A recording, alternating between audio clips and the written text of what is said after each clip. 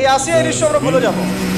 এই যে মেয়েটা কাতরাতে কাতরাতে মারা গেল, আজকে বেশি দিন সময় লাগবে না, 1 মাস 2 মাস হাইয়েস্ট 3 মাস।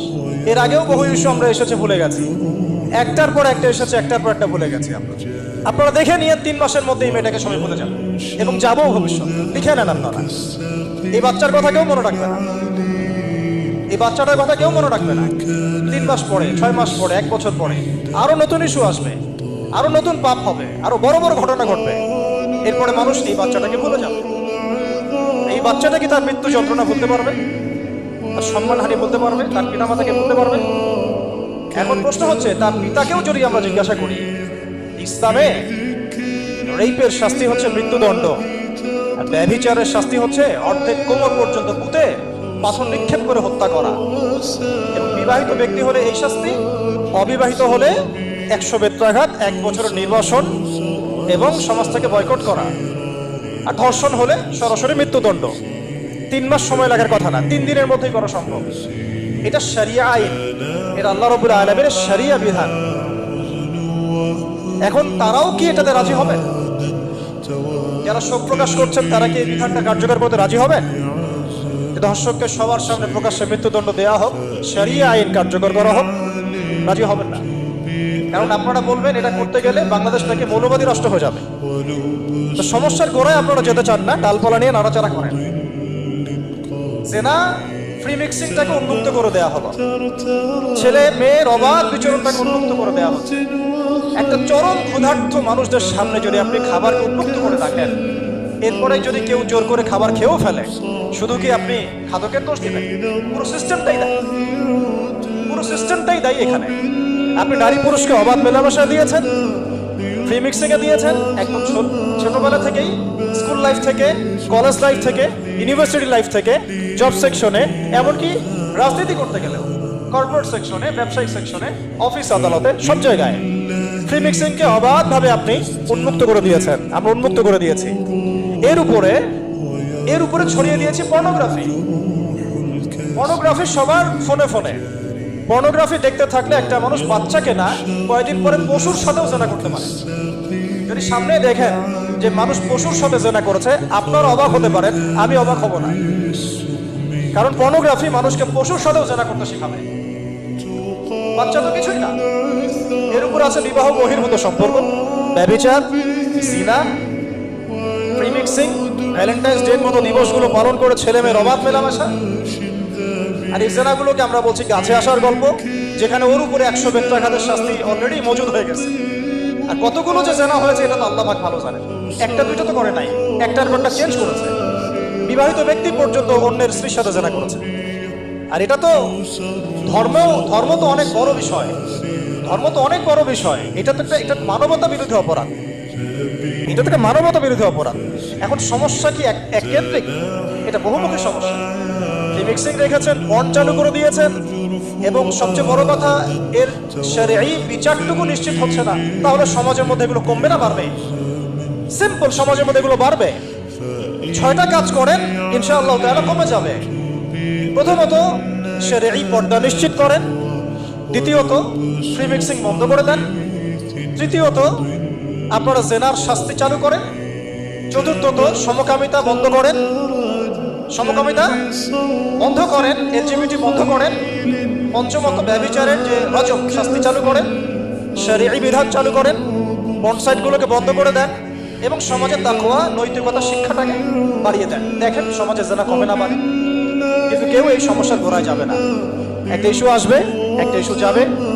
আজকে আপনার বোন তো কালকে আমার বোন, কালকে অমুকের বোন, কালকে তার মেয়ে, নিজের ঘর পর্যন্ত চলে আসছে। আর কয়টা রিপোর্টই বা আমাদের সমাজের সামনে আসে? যে কয়েকটা রিপোর্ট সামনে এসেছে, এগুলো 50% না। বহু মেয়ে এগুলো বলতেও পারে না, লজ্জায়।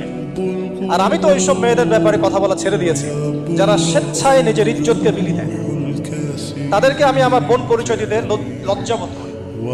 সমাজ থেকে গায়রত, ব্যক্তিত্ব, পর্দা, শালীনতা, হিজাব এগুলো উঠিয়ে দেওয়া হয়েছে। আপনারা কি দ্বীনি অঙ্গনের তসলিমা নাসরিন হতে চান নাকি? তারা কি দ্বীনি অঙ্গনে তসলিমা নাসরিন হতে চান? কেন আপনি একটা ছেলের সাথে হারাম সম্পর্কে জড়াবেন? কেন প্রেম করতে যাবেন? কেন আপনি তার সাথে বাইকে করে ঘুরতে যাবেন? কেন আপনি আপনার বন্ধুদের সাথে ফ্রি মিক্সিংয়ে ঘুরতে চলে গেলেন, 3 দিনের রাস্তা, 7 দিনের রাস্তা, 10 দিনের রাস্তা, অথচ আপনার উপর হজও ফরজ না মাহারাম ছাড়া। না আপনি পর্দা মানছেন, না মাহারাম মানছেন, আর সমাজে না আছে ইসলামী শরিয়া আইন অনুযায়ী বিচার, আর না আছে বন্ধের উদ্যোগ, আর না আছে ফ্রি মিক্সিং বন্ধের উদ্যোগ। তো আপনার ইজ্জত চলে গেলে কে ফিরাই দেবে আপনাকে? আমি তো আপনার ভালোর জন্যই কথা বলছি। সমস্যা হচ্ছে আমরা সমস্যার গোড়ায় যেতে চাচ্ছি না। আজকে এই কথাটা আমি এখানে বলতে চাই নাই, শুধু কথা প্রসঙ্গে চলে আসছে যে এই যে মেয়েটা কাতরাতে কাতরাতে মারা গেল আজকে, আপনারা দেখে নিয়েন 3 মাসের মধ্যে এই মেয়েটাকে সবাই বলে যান। সমস্যার গোড়ায় আসেন। সমস্যার গোড়া হচ্ছে আল্লাহর জমিনে আল্লাহর দ্বীন ইসলাম বাস্তবায়ন না হওয়া পর্যন্ত এই মানবতার মুক্তির কোনো রাস্তা নাই। আল্লাহর কসম করে বলতেছি, আল্লাহর জমিনে ইসলাম, কোরআন, সুন্নাহ, রাসূলের আদর্শ বাস্তবায়ন হওয়ার আগ পর্যন্ত এই জাতির স্বাধীনতা বলে কোনো শব্দ নাই, এই মানবতার মুক্তির কোনো পথ নাই। কেউ আমরা স্বাধীন না, কেউ আমরা আমাদের ইনসাফ ন্যায্য অধিকারটুকু পাবো না। কালকে আপনার ঘরে এই সমস্যাগুলো আসলে আপনি এটাকে প্রতিহত করতে পারবেন না। বিচার চেয়ে বেড়াবেন এক মন্ত্রণালয় থেকে আরেক মন্ত্রণালয়, ফাইল ঘুরতে থাকবে, আপনার কেস বন্ধ হয়ে যাবে, আপনার মনের ইজ্জত ফিরে আসবে না। আর রাসূল সাল্লাল্লাহু আলাইহি ওয়াসাল্লামের জামানায় আপনি আমাকে রেপের ঘটনা দেখান কয়টা ঘটেছে? সাহাবীদের জামানায় রেপের ঘটনা দেখান কয়টা ঘটেছে? জেনার ঘটনা দেখান না কয়টা ঘটেছে? ব্যভিচার কয়টা ঘটেছে? চুরি বা কয়টা হয়েছে? শোন কয়টা হয়েছে? ডাকাতি কয়টা হয়েছে? একটা দুইটা রেয়ার আপনি ঘটনা দেখাতে পারবেন। এবং যখন সেই ঘটনা ঘটেছে ইনস্ট্যান্ট দেন নবী সাল্লাল্লাহু আলাইহি ওয়াসাল্লাম শরীয়ত আইন বাস্তবায়ন করেছেন। তিনি শুধু মানুষকে তাকওয়ার ওয়াজ নসিহত করেন নাই, বরং আল্লাহর আইনও বাস্তবায়ন করেছেন। এই দুইটা সমানুপাতিকভাবে চলতে হবে সমাজের মধ্যে। শুধু তাকওয়ার ওয়াজ করেই সব বন্ধ করা যাবে না, আইনও বাস্তবায়ন করতে হবে। তখন দেখবেন সমাজ সমান্তরালভাবে চলবে, একটা আলোকিত সমাজ বিনির্মাণের দিকে আমরা হাঁটতে পারবো ইনশাআল্লাহ। শুধু আমি ওয়াজ করে যাব, আইনের কোনো বাস্তবায়ন নাই, আবার আইন বাস্তবায়নের কথা বলবো, তাকওয়ার কোনো সমাজ নাই, এভাবে হবে না। দুটো একসাথে চলতে হবে। আমরা দুটো থেকেই সমাজকে বিচ্ছিন্ন করে ফেলছি। স্কুল লাইফ থেকে তাকওয়ার শিক্ষাটাকে আস্তে আস্তে শেষ করে ফেলছি। আমি তো দেখালাম তাকওয়া তো শিখবেন আপনি কোরআন থেকে, হাদিস থেকে, সিরাত থেকে, সেটাই তো আমরা পড়ি নাই। আমি চ্যালেঞ্জ করতে পারি আমাদের স্টুডেন্টদেরকে, আল কোরআনুল কারীমের 10টা সূরার অর্থ তারা বলতে পারবে না, হাদিসের মধ্যে 100টা হাদিস তারা মুখস্থ বলতে পারবেন না। রাসূল সাল্লাল্লাহু আলাইহি ওয়াসাল্লাম পবিত্র জীবনী তারা 20 বছরে একটা কিতাবও একাডেমিক্যালি পড়েন নাই। ইসলামের ইতিহাসের একটা কিতাব একাডেমিক্যালি পড়ানো হয় নাই। তাজকিয়া সংক্রান্ত একটা কিতাব পড়ানো হয় নাই। ফিকহের উসুলে ফিকহ ছাড়া আপনি কিভাবে চলবেন? ফিকহের একটা কিতাব পড়ানো হয় নাই। তাহলে এই জাতিটাকে আপনি কিভাবে ইসলামের দিকে নিয়ে আসবেন? শিক্ষা ছাড়া। শিক্ষা না থাকলে, ইলম না থাকলে আমল কিভাবে আসবে? আমল না থাকলে তাজকিয়া কিভাবে আসবে? তাজকিয়া না থাকলে আত্মশুদ্ধি কেমনে আসবে? আর কিভাবে আমরা সৎ পথে থাকবো, অসৎ পথ থেকে দূরে থাকবো?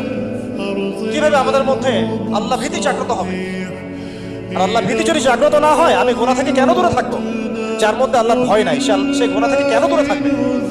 তার মধ্যে তো আল্লাহর ভয় নাই। তা আমরা তাকওয়া বিবর্জিত সমাজ প্রতিষ্ঠার দিকে এত মেহনত করেছি বিগত প্রায় 50, 60, 70 বছর থেকে। কিন্তু আগামীর বাংলাদেশে আমরা এটা আর দেখতে চাই না। আমরা আগামীর বাংলাদেশে দেখতে চাই প্রত্যেকটা সেক্টরে যেন তাকওয়া নিশ্চিত হয় এমন ব্যবস্থা গ্রহণ করতে হবে, এবং একই সাথে আল্লাহ রাব্বুল আলামিনের জমিনে আল্লাহর বিধানগুলোও বাস্তবায়ন করতে হবে। শুধু তাত্ত্বিক কথাবার্তা বলে, দুঃখ প্রকাশ করে, শোক প্রকাশ করে কোনো লাভ হবে না, যতক্ষণ পর্যন্ত না আমরা আল্লাহ পাকের জমিনে তার আইন এবং বিচারগুলোকে বাস্তবায়ন করতে পারব। আর আল্লাহর কসম করে বলছি, আল্লাহর জমিনে আল্লাহর বিধান বাস্তবায়ন হলে সমাজে পাপের হার তো কমে আসবেই। সমাজে পাপের হার তো কমে আসবে। কোনো কাফের, মুশরিক, মুরতাদ জনগোষ্ঠী আমাদের দিকে চোখ তুলে তাকাতে পারবে না ইনশাআল্লাহ। আমাদেরকে দাসত্ব শৃঙ্খলে আবদ্ধ করতে পারবে না ইনশাআল্লাহ। সব কথার শেষ কথা ভাই, যে আমরা দুনিয়াতে এসেছি লিমিটেড টাইমের জন্য। এই সময়টুকুতে যদি আমরা হেলায় ফেলায় দুনিয়ার জীবনটাকে নষ্ট করি, আমাদের দিনটাকে ঠাট্টা ছলে গ্রহণ করি, কোরআনকে মূল্যায়ন না করি, হাদিসকে মূল্যায়ন না করি, আল্লাহর এই সুযোগগুলো, রমাদান, এই কোরআন, এই তারাবি, তাহাজ্জুদ, এই সাদাকা, এই তাকওয়া, এগুলোকে মূল্যায়ন না করি, তাহলে ক্ষতিগ্রস্ত আমরা হবো, আর কেউ হবে না। ক্ষতিগ্রস্ত এই পৃথিবীতে অন্য কেউ হবে না, বরং আমরাই হব। আল্লাহ পাক আমাদের সবাইকে পরকালীন চূড়ান্ত ক্ষতি থেকে আল্লাহ হেফাজত করেন, এবং দুনিয়াতে যে ফিতনা, ফাসাদ, এই রাহাজানি চলছে, এগুলো থেকে মুক্তির পথ যে একমাত্র ইসলাম, এইটা বোঝার তৌফিক আমাদেরকে দান করেন।